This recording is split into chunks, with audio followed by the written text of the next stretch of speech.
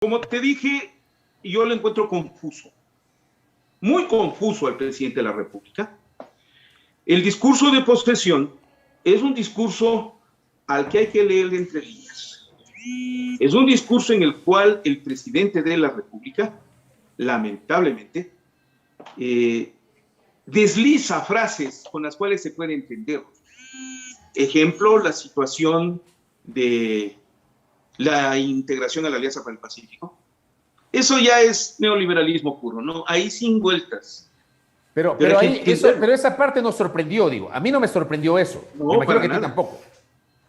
Pero me sorprendió, por ejemplo, que empiece culpando a todos los expresidentes. Es que no hizo distinción alguna. Ahí se fue contra todos. Yo le quería ver la cara a la izquierda democrática cuando le culpaban a Rodrigo Borja del desastre que tenemos. Eso es lo que hizo el señor Lazo. Entre las líneas que filtró el presidente, estuvo una amenaza. La amenaza de convocar, si es que la situación es crítica y tensa, convocar a una consulta popular para aplicar la muerte cruzada o para disolver la asamblea. Es decir, tenerles amenazados con la consulta.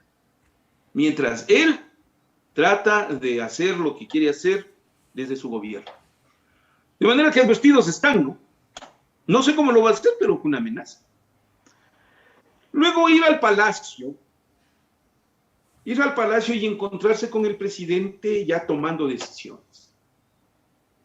Sí, hay algunas que son importantes y valen la pena. Me preocupan tres. Me preocupa lo de la ley de comunicación. He escuchado tus programas y les he escuchado a los dos en Zoom durante estos días. Y sí, en efecto, no era importante. Y el peor error que puede cometer un gobernante es gobernar para la prensa, no gobernar para su país. Lo que está haciendo es gobernando para la prensa. Nos está poniendo a todo el Ecuador frente al cadalso de la prensa, frente al tribunal de los periódicos, de las radios, de los canales. O sea, aquí ya no vamos a tener derecho. No tienes derecho a la intimidad, no tienes derecho a la privacidad, no tienes derecho a la presunción de inocencia, no tienes derecho a defender tu honor. Y se mete hasta con el Código Orgánico Integral Penal al eliminar el 182, por considerar que la calumnia no debe existir, de acuerdo, pero es demasiado general en términos penales. Eso es una barbaridad, porque la calumnia no solo se da en los medios de comunicación, se puede dar en términos intrafamiliares, interpersonales, intersociales. Entonces, ahí es una confusión digna de analizarse en otro rato. El segundo factor que me preocupa es la imprecisión. Desde la campaña el presidente está hablando de quitar de la central de riesgos a permitoras. Yo lo puedo entender, vamos. Pero disculpen, con todo el respeto del mundo, la central de riesgos ya no existe. Pues. Claro, es el Buró de Información Crediticia, ¿no? Exacto. Y va al espacio de los indígenas a recibir el bastón de mando en la comunidad de Tambolón. Y les ofrece el crédito del 1% para 30 años con el Banco Nacional de Fomento. Y el Banco Nacional de Fomento ya no existe. Es Ban Ecuador. Pero le van a cambiar el nombre, ¿no? Claro, el día Bueno, lunes, no sé. el día lunes cuando posesionó a los ministros dijo que el Banco de Fomento se iba a volver a llamar, que el Ban Ecuador se iba a volver a llamar Banco de Fomento. Eso dijo. Perfecto. Rectificará, entonces. No hay ningún problema. Un tercer factor que me preocupa es el tema del Código de Ética para la Función Ejecutiva. Está poniendo condiciones muy duras, que son necesarias sin duda, que en algún momento pueden ser contradictorias con la ley orgánica de la función pública, del servicio público, la LOSEP. Y van a comenzar a saltar de casos. Ya hay uno.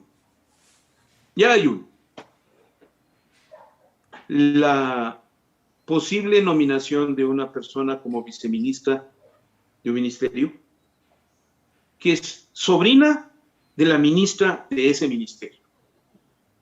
hasta no tener la confirmación total, lo pongo en conocimiento. Si es que es el caso y se confirma que la ministra nombró a su sobrina, así sea en segundo grado, porque es hija de una prima hermana, el señor Lazo no va a tener que despedir a una de las dos, sino que tiene que despedir a las dos funcionarias, a las dos. Pierde un equipo de gobierno, pierde. Y como esas van a saltar otras más. Veo con preocupación la relación con el legislativo. Tú bien acotabas hoy en la mañana con mucha precisión, Fabricio, que no es posible que en 12 días se hayan perdido 7 legisladores. asambleístas. Bueno, no pasó ni horas de lo que vos decías para que César Monge, el ministro de Gobierno, se reúna con todos los legisladores, los del nuevo bloque, pues los del BAN. Los del BAN. ¿BAN es? Sí, BAN. Sin K al final, solo BAN. BAN. B-A-N. Sí, B-A-N. Bloque de Acuerdo Nacional. Bloque de Acuerdo Nacional. La gente ya lo está denominando de manera cruel. El bloque de bandidos. El bloque de bandidos. Así textual. ¿Por qué? Porque se van saliendo de los espacios, van traicionando a sus votantes, comienzan a cambiarse de camiseta e integran. Hoy en la mañana ya el gobierno reunió 24 asambleístas que tiene como bloque, partiendo a los otros, ofreciendo cargos, no sé, ahí la cosa es crítica entre ellos, haciendo un bloque con corrupción, porque es un acto de corrupción política traicionar a sus votantes, es un acto de corrupción política traicionar al bloque, al grupo, a la agrupación política que te llevó a ese puesto. Es corrupción. Pero pero no está normado, Francisco. Ayer lo conversábamos con Fabricio, justamente yo tenía la misma inquietud, le decía, pero esto no está normado, es decir, una persona que llega con un movimiento, se cambia la camiseta y se va y se junta con otros independientes y comienzan de ahí a convertirse, porque los independientes en los últimos años se han constituido en una fuerza que ha tomado decisiones al final del día, sobre todo como está ahora la Asamblea, donde nadie tiene mayoría. El asalto, el hurto, el robo, la coaligación para cometer delitos tampoco está normado. Claro que hay códigos entre la mafia. Ahí sí está normado. Pero lo otro, no está normado, no te preocupes. Tan no está normado que por eso terminamos, lamentablemente, repartiéndonos los hospitales. Eso no estaba normado tampoco. Entonces, ¿qué nos ha dado el gobierno en esta semana? Una serie de señales contradictorias que están haciendo todo lo que criticaron en contra del correísmo, pero que ahora en el poder ya no hay ningún problema. Una política de sinvergüencería total. ¿A qué importa? Y vayan ustedes a ver, tú te has fijado, José Antonio, Fabricio, en las redes sociales. La actitud de los lacistas es una actitud arrogante, prepotente, ofensiva, agresiva, grosera, enrostrándole al país que ya son poder. Los pocos funcionarios que se atreven, los pocos ciudadanos que son empleados públicos ya están quejándose que llegaron y ni siquiera saludaron. Hay mucha arrogancia en los ministerios, demasiado mocasín y barba larga. Arrogancia para maltratar a los empleados públicos, a los que próximamente los despedirán, estoy más que seguro, contribuyendo al desempleo. No empieza bien un gobierno así, José. No empieza bien. Y lo que mal empieza, mal acaba. A Pachacuti le veo, el mayor problema que en este momento surge en el espacio político es a un Pachacuti complicado al grado extremo, porque no sabe cómo ser cogobierno con Guillermo Lazo. Claro, ahí permíteme interrumpirte, doctor, y hay algunas cosas. El día domingo, un día antes de la posesión, hay una declaración de Lourdes Tibán a Carlos Rojas en Políticamente Correcto que hay que tomar nota. habla de que, me parece que dijo en un año, casi, No. palabras menos que le pueden Ni tumbar. un año. ¿Ah? Un Me año, dijo ¿no? clarito. No, Un año. ni un año. ¿Ah? Ya. De manera Primero, insinuosa, el señor Carlos Rojas le dijo: según los correístas, ustedes les ofrecieron un golpe de Estado porque Lazo no dura sino un año. Y entonces Luz les interrumpió y le dijo: no, ni un año.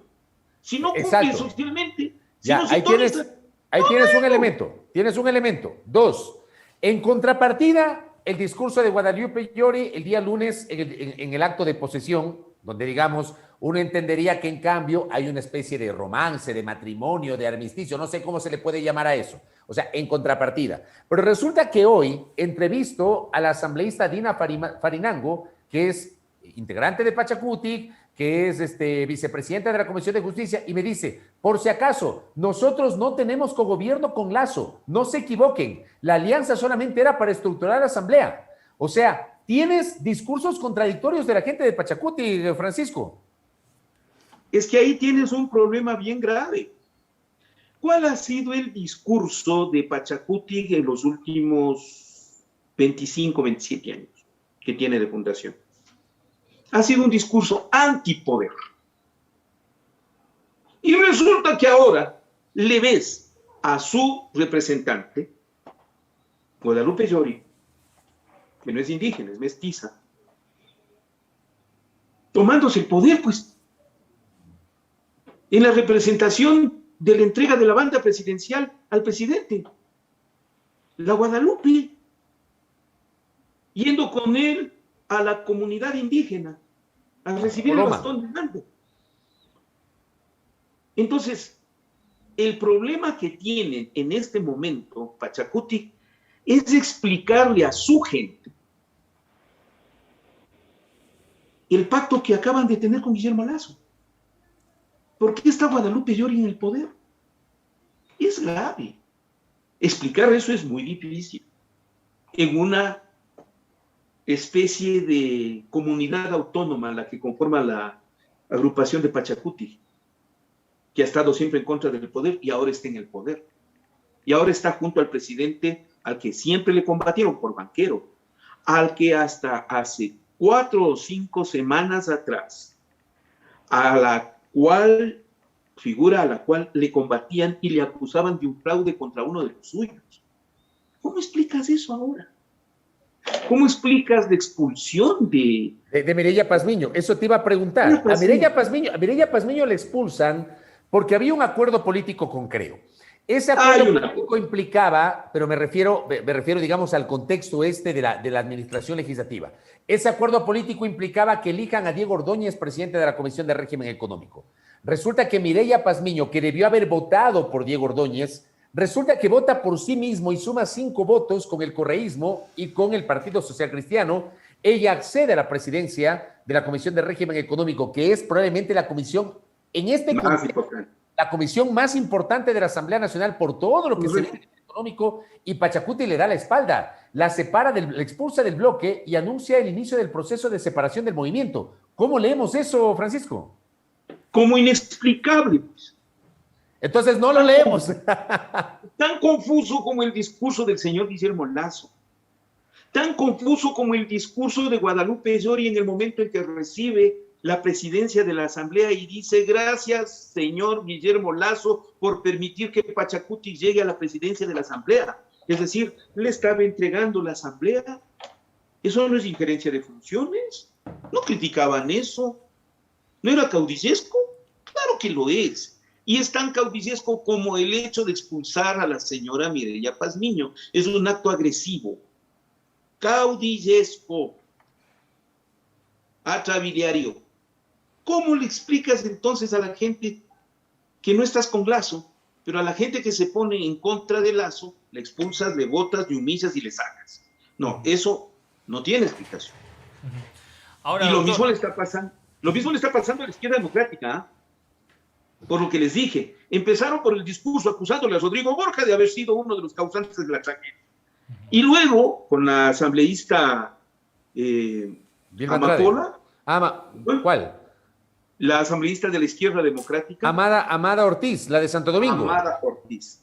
cuando le acusa a Javier Herbas. No está acusando a alguien común, está acusándole al señor representante del TikTok y de la patineta, que lo ofendió como mujer, pues. Que lo ofendió como mujer. ¿Cómo se sentirá la señora Yori con la elección de su vicepresidente en el señor Virgilio Sánchez? Y una persona que se manifiesta tan agresivo, tan misógino en contra de las mujeres. ¿No corre peligro la presidenta de la Asamblea? Porque yo si encuentro una mujer le caigo a patadas, según lo que dice el señor Virgilio Sánchez. Vaya filosofía del caballero. Entonces, todo eso hace un marco extremadamente crítico, que lo que está haciendo es potenciándole a la oposición de manera sorpresiva. Ellos podrán comprar legisladores, ya han comprado legisladores. Hoy se posicionaron ese espacio de compra en los 24 que se juntaron con César Monge, ministro de Gobierno, en el Palacio de Gobierno. La foto fue en las gradas. ¿Eso qué significa? Significa que hay un pacto, no puede explicar. Hay un pacto de los otros grupos políticos que no se pueden explicar. Están corrompiendo legisladores, están ejerciendo el poder de mala manera, entraron autoritarios, atrabiliarios, groseros, están violentando su propio código de ética, están generando una serie de acciones en instituciones que ya no existen. Es decir, eso es confusión. Sin embargo, juega en torno al señor Guillermo Lasso un factor de simpatía, por una razón, que yo inclusive me he atrevido a apoyar, por la vacunación. Es decir, a ver, pongámonos muy en serio. Todos estos factores son de juego político. Y uno los analiza con dureza porque no está en ello. Cada uno de los señores asambleístas o los ministros o lo que sea tendrán sus razones.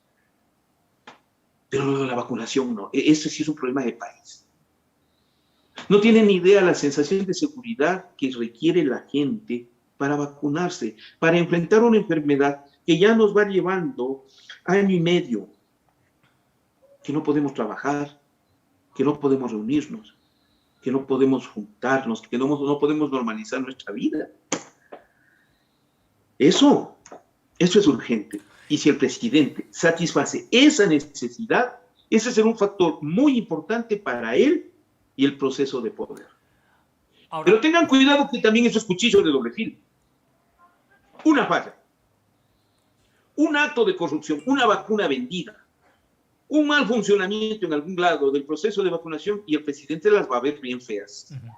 Ahora, Francisco, digamos, has hecho una radiografía de lo que está sucediendo básicamente en la parte política, esta relación, digamos, ejecutivo-legislativo y todo lo que se está viendo en tan solo una semana, ¿no?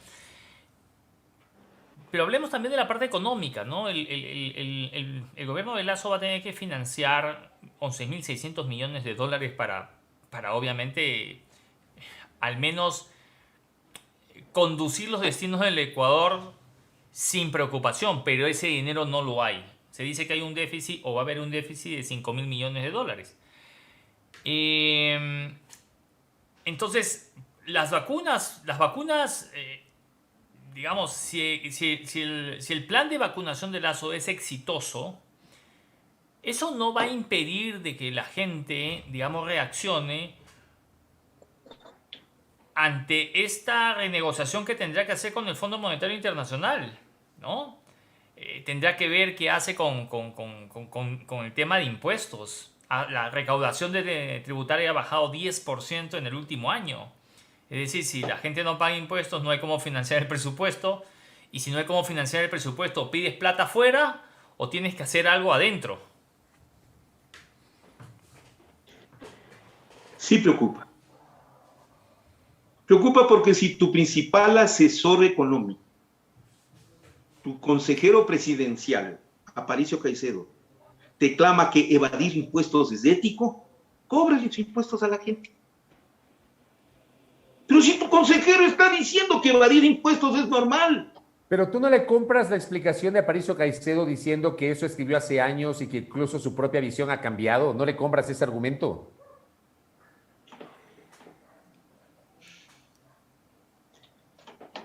Yo personalmente no le conozco al señor Pérez. Lo único que yo recuerdo de él es su acto de cobardía, cuando yo escribí la muerte de la mamá de Sandra Correa. Y el señor se permitió comentar en Ecuador Inmediato que había empezado el folclorismo llorón. A lo cual la hija de doña Isabel Palacios, Isabel León Palacios, le contestó Sandra Correa diciéndole: Aparicio Caicedo, usted es un cobarde. Es lo único que yo recuerdo de él. No le conozco ni me interesa tampoco conocerlo. Bueno, que cambie o no cambie, bueno, ya es su punto, ¿no? Es decir, vea, ¿qué podemos hacer? Nada. Ya dijo, no les recomiende eso al presidente, punto. No les recomiende. Señor presidente, usted va a necesitar de los impuestos y que no saquen el dinero afuera. ¿De acuerdo? Ya. Pongámosle claro. Me preocupa algo más. El esquema económico que ha manejado desde hace 12 años el señor Guillermo Lasso para captar el poder, es un esquema tradicional con el que no contaba la pandemia. Y el mundo en este momento es radicalmente diferente en términos económicos que lo que fue cuando el señor Guillermo Lasso planteó la campaña electoral. En este momento, en el mundo, no en el Ecuador, en el mundo, hay desempleo, hay crisis económica, hay crisis alimentaria, hay crisis financiera, hay una crisis educativa. Ética. No hay empleo, no hay dinero, no hay salud. En las peores condiciones que se pueda imaginar uno está el mundo. Sí, está en una condición deplorable. Yo no conozco gobierno que en este momento pueda satisfacer con la absoluta totalidad de servicios, apoyos y aportes a sus ciudadanos. Si para colmo de males, y queda demostrado, por ejemplo, con la pandemia, que tú tienes que tener un Estado fuerte. La pandemia no ha podido ser combatida desde el sector privado en salud, por ejemplo. Lo único que han hecho es vender vacunas o vender pruebas, pero satisfacer las necesidades y la atención solo el sector público. Entonces, tú necesitas del sector público, tú necesitas del Estado. ¿Y el señor Lasso llega para privatizar el Estado? Tú necesitas tener una sociedad consolidada, fuerte. Pero si llegas a vender los bienes, si ya empiezas a despedir a la gente, a quitarle el poco empleo que había. Hoy la ministra de Salud ya despidió a toda la gente que estaba en la cúpula del Ministerio de Salud, botando a la calle toda la experiencia que pudo. Afuera. Pero seguramente los va a reemplazar.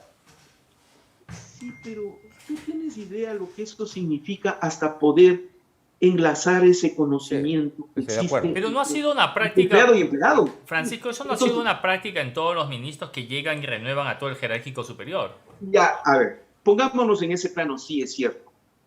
Pero tú también estás cometiendo un error ahí, José Antonio. Estamos en epidemia, estamos en pandemia. El sector más importante en este momento es el de la salud. Y lo más importante en este momento es el conocimiento. Saber cómo hacer lo poco que han hecho. Va a la borda porque vienen ahora los nuevos y hasta que se acoplen van a pasarle los 100 días. Tengan cuidado, no se trata así al sector público.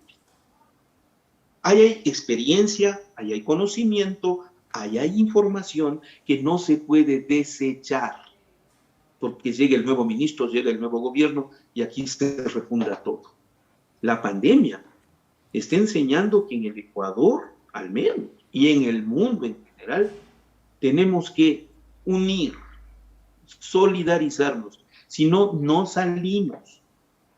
No salimos, no hay forma.